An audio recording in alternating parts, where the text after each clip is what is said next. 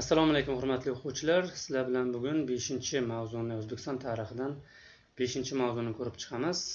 Ya'ni xiyoniylar va kidariylar mavzusi. Esinglarda bo'lsa, aynan xiyoniylar, kidariylar va eftalilarni kirib kelishi bilan o'rta asrlar tarixi boshlandi deb o'tdik. Demak, bu asosiy mavzular ekan, shuning uchun diqqat bilan e'tibor qilamiz. Xo'p, 4-asrda turkiy qabilalardan bo'lgan xiyoniylar Zarafshon vohasini egallab janub tomonga, ya'ni Kushon podshohligi hududida hukmronlik qilishgan deyilyapti bu yerda. O'zi aslida Zarafshon vohasi deganda qayerni tushunishimiz kerak? Bu shaharning nomimi, bu davlatmi, tumanning nomimi? Bu hech qanaqa shahar yoki davlat emas. Bu Zarafshon daryosi oqib o'tgan joylar, ya'ni uni bo'ylari Zarafshon vohasi deyiladi. Xo'p, qayerlar kiradi? Men sizlarga buni xaritadan ko'rsatishga harakat qilaman. Xo'p, bilmaydiganlar uchun mana bu saytni aytib o'tmoqchiman. geokron.com degan sayt. Demak, bu o'sha 3000 yillik tarixda bo'lgan davlatlarni ko'rsatadi. Hozir 2022-yilda turibdi. Bu yerdan agar yilni o'zgartiradigan bo'lsangiz, o'sha yilda mavjud bo'lgan davlatlarning xaritasini ko'rsatadi. Mana misol uchun 1378, ya'ni Amir Temur endi taxtga o'tirgan yillaridagi bo'lgan xarita mana.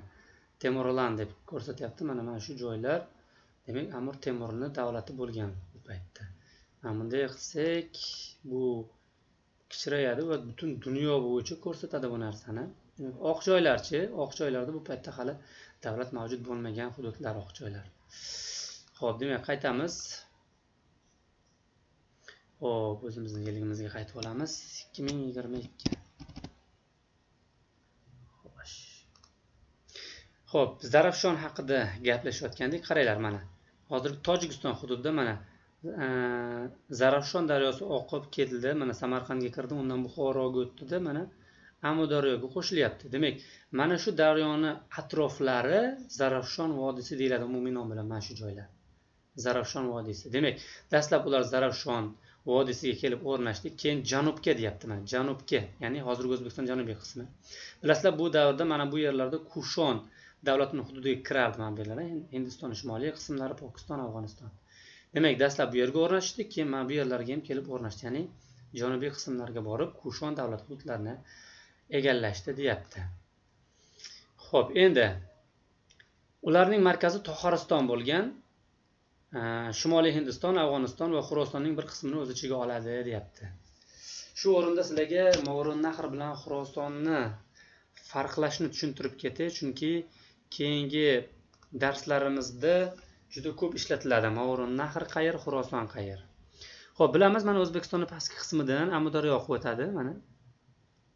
Xo'p, Amudaryo bu Xuroson bilan Movarounnahr o'rtasidagi chegara. Amudaryodan bu yerlar, ya'ni yuqoridagi yerlar, hozirgi O'zbekiston va Qozog'iston mana bu janubiy yerlari umumiy nom bilan Movarounnahr deyilgan. Xuroson esa Amudaryodan janubdagi yerlar, ya'ni hozirgi Turkmaniston kiradi, Eronning bir qismi kiradi va Afg'onistonning bir qismi kiradi. Mana shu yerlar umumiy nom bilan, mana shunaqasiga umumiy nom bilan xo'p, Xuroson deb atalgan. Demak, Xuroson mana bu qism, Movarounnahr mana bu qism. Farqlanadigan chegara mana bu Amudaryo. Xo'p, tushunarli bo'lgan bo'lsa, davom etamiz. Endi markazi Toxariston bo'lgan. Markazi degani bu poytaxti Toxariston deyapti. Xo'p, Toxariston deganda qayerlarni tushunishimiz kerak? Buni ham xaritadan ko'rsatib o'taman. Toxariston deganda mana bu hozirgi Tojikistonning shimoliy qismlari kiradi. Shimoliy qismlari. Xo'p, mana bu Xitoyning mana bu qismi kiradi va Qozog'istonning janubiy yerlarigacha, Qirg'iziston yerlari ham umumiy olganda mana shu qism, mana shunday qism Toxaristonga kiradi. Xo'p, davom etamiz. Demak, poytaxti Toxariston ekan, eslab qolamiz. 4-asrda kirib kelgan ekan xiyoniylar. Xo'p, demak, bu davlatning tarkibiga Shimoliy Hindiston, Afg'oniston va Xurosonning bir qismi kirar ekan. Endi ba'zi bir tarixchilar ularning asl vatani Orol dengizi bo'ylari bo'lishgan degan taxmini bor, lekin g'arb tarixchilar, ya'ni yevropalik tarixchilar esa bunaqa fikrdan yiroqda. Ular xiyoniylarni xunlarning avlodlari deb atashadi va ularni oq xunlar deb atashadi. Xo'p, xiyoniylarni xunlar deb atalishini qanaqa eslab qolamiz? Xiyoniylar X harfi bilan boshlanadi, oxunlarda ham X harfi bilan boshlanadi xunlar. Demak, bu davlat 120 yil yashagan ekan, xuddi 6-sinfdagi Yunon Baxtre kabi 120 yil davomida yashagan ekan. Xo'p, bu tushunarli bo'lgan bo'lsa, keyingi qismiga o'tamiz. Xo'p, endi 5-asrning 20-yillari, ya'ni buni yilga aylantirsak, 420-yillarda sharqdan, esingizdan chiqmasin, sharqdan deyilyapti. Bu sharq degan bu bizga Xitoy tomonidan Sirdaryo va Orol dengizi orqali Xorazm va Amudaryo havzasiga toharlar kirib kelgan deyapti. Xaritaga qaytamiz. Sharqdan mana bu tomondan xo'p, bizga deyapti Sirdaryo mana. Sirdaryo ketdi. Mana bu Orol mana. Sirdaryo va Orol bo'ylari orqali mana shu yerga kelgan mana. Xorazmga va Amudaryo bo'ylariga, mana bu Amudaryo va Xorazm bo'ylariga mana shu yo'nalish bilan kirib kelgan ekan ular. Sharqdan bu tomondan. Xo'p. Demak, yana bir marta qayerdan kirib kelgan? Sharqdan kirib kelgan. Qayer orqali kirib kelgan? Sirdaryo va Orol dengizi orqali kirib kelgan. Qayerga kirib kelgan? Xorazm va Amudaryo havzalariga kirib kelgan. Chorvador aholi bo'lgan. Xo'p, endi men bu yerda Chorvador xalqlar deb yozib chiqqanmiz. Bu eski kitob bo'yicha, yangi 6-sinf kitobida faqat saklar bilan massaketlarga nisbatan Chorvador aholi degan so'z ishlatiladi. Qolganlari 7-sinfda bor mana. Lequrlar haqida 6-sinf yangi kitobida yozilmagan. Xo'p, davom etamiz. Xiyoniylar tez orada ular xiyoniylarning janubiy qismiga kelib o'rnashdi, deyapti. Xo'p, ular Kidariylar ham deb ataladi, sababi Kidar ismli podshoh hukmronlik qilganligi uchun tohariylarni Kidariylar ham deb atashadi. Demak, tohariylar va Kidariylar bitta narsa. Ularning poytaxti Balx bo'lgan ekan, xiyoniylarning janubiy qismida joylashgan ekan. Eslab qolamiz. Xiyoniylarning janubida poytaxti Balx. Xiyoniylarning poytaxti Toharistonda, bularning poytaxti Balx ekan. Xiyoniylar 4-asrda kirib kelganda, bular 5-asrning 20-yillarida kirib kelgan ekan. Solishtirib o'rganamiz. Solishtirib o'rganinglar. Bu eng zo'r usul, sababi ertaga test ishlayotganda chalkashmaysizlar. Solishtirib eslab qolish kerak. Xo'p, manbalarda aytilishicha, Kidariylar dastlab Sharqiy Turkiston hududlarida yashagan deyiladi. Sharqiy Turkiston qayerligini ham xaritadan ko'rsatib ketaman. Mana bu Xitoy hududi, mana sal uzoqlashtiramiz. Mana bu Xitoy hududi, mana Xitoyning mana shu qismi Uyg'urlar yashaydigan qism, mana shu qismi. O'sha joy geografiyada Sharqiy Turkiston deyiladi, geografik jihatdan mana shu qism. Biz yashaydigan qismlar esa G'arbiy Turkiston deyiladi. Demak, hozir Uyg'urlar, ya'ni Sharqiy Turkiston qismi Xitoy tarkibiga kiradi. Xo'p, tushunarli bo'lgan bo'lsa, demak, o'sha joylarda yashagan ekan toharlar dastlab. Xo'sh. Endi toharlar Kushonlarning avlodlari bo'lgan. Eslab qolamiz, Kushonlarning avlodlari bo'lgan. Kidar ismli odam boshchilik qilganligi uchun Kidariylar ham deb atalar ekan. Endi manbalarda aytilishicha, ular Sharqiy Turkistonda yashagan dedik.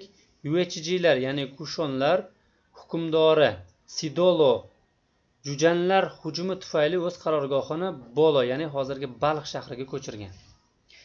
Demak, o'sha paytda hozirgi Xitoy hududlarida Jujanlar degan davlat bo'lgan.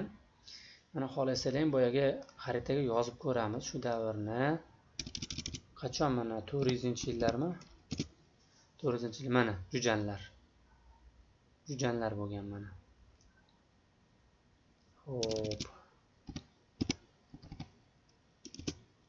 O'shalarning hujumi natijasida, demak, o'sha Yuechijilarning, ya'ni Kushonlar hukmdori bo'lgan Sidolo Bolo shahriga o'zini qarorgohi, ya'ni poytaxtini ko'chirar ekan. Bolo bu hozirgi Balx. Balx hozirgi Afg'onistonda.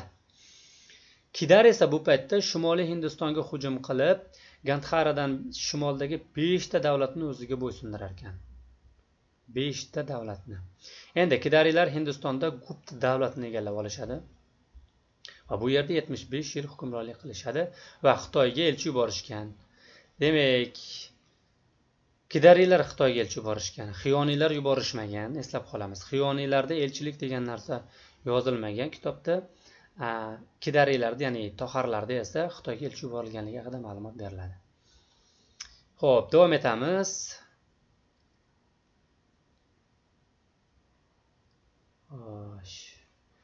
Tarixchi Treverning fikriga ko'ra, 4-asrning 70-yillarida xiyoniylar nihoyatda kuchaygan davr ekan o'sha davr. Xiyoniylar bu kidariylar emas. Xiyoniylar 4-asr 70-yillari. Kidariylar hammasi 5-asr 20-yillardan keyingi davr. Demak, 4-asr 70-yillar haqida, umuman 4-asr haqida gapirilyaptimi? Bularning barchasi xiyoniylar haqida gap ketayotgan bo'ladi. Qolgan kidariylar ham eftaliylar bilan bog'liq bo'lgan jarayonlar ham hammasi 5-6-asrlar. Xo'p, endi Turonda kidariylar va eftaliylar hukmronligi o'rnatilgach, xiyoniylarning siyosiy ahvoli o'zgarib, ular eftaliylarga tobe bo'lib qolar ekan. Bu haqida Trever degan odam ma'lumot bergan ekan. Endi kidariylarning janubdagi Eron sosoniylari bilan munosabati yomonlashib borgan. Eronda bu paytda Sosoniylar davlati bo'lgan, Sosoniylar sulolasi hukmronlik qilganligi uchun shunaqa nomlanadi. 456-yilda 456 mana chiroyli raqam, eslab qolish oson. 456. Demak, mana shu 456-yilda kidariylar va Sosoniylar o'rtasida to'qnashuv bo'lib o'tar ekan. Ya'ni urush kelib chiqadi. Bu to'qnashuvda Sosoniylardan kidariylar yengilar ekan, ya'ni mag'lubiyatga uchrar ekan. Tez orada ular eftaliylar bilan ham to'qnashadi. Eftaliylardan ham yengilgan kidariylar Shimoliy Hindistonga ko'chib ketishga majbur bo'lgan. Xo'p, endi kidariylarning tangalari Brahmiy yozuvida zarb etilgan. Brahmiy eslab qolamiz. Kidariylarning yozuvlari Brahmiy yozuvida, tangalariga Brahmiy yozuvida zarb etilgan. Ularga tegishli bo'lgan Kidara Kushonsha deb yozilgan yozuv ham bor. Endi nega aynan Brahmiy yozuvida? Sababi bu esinglarda bo'lsa, Kidar Shimoliy Hindistonga hujum qilib 5 ta davlatini bosib olardi-ku. Menimcha o'shandan keyin bular Brahmiy yozuvida yozishni boshlashgan va Kidara Kushonsha, Kidar so'zi bu yerda ham borligi shundan dalolat beradi. Xo'p, keyingisi bunda tangalar ikkita hokim tomonidan ham bir vaqtda zarb etilgan, deyapti. Tushamiz va shu bilan mavzuyimiz yakunlanibdi. Finish. Bugungi mavzuyimiz mana shulardan iborat. Mavzu foydali bo'lgan bo'lsa, xursandman. Hammaga e'tibor uchun rahmat. Sog' bo'linglar.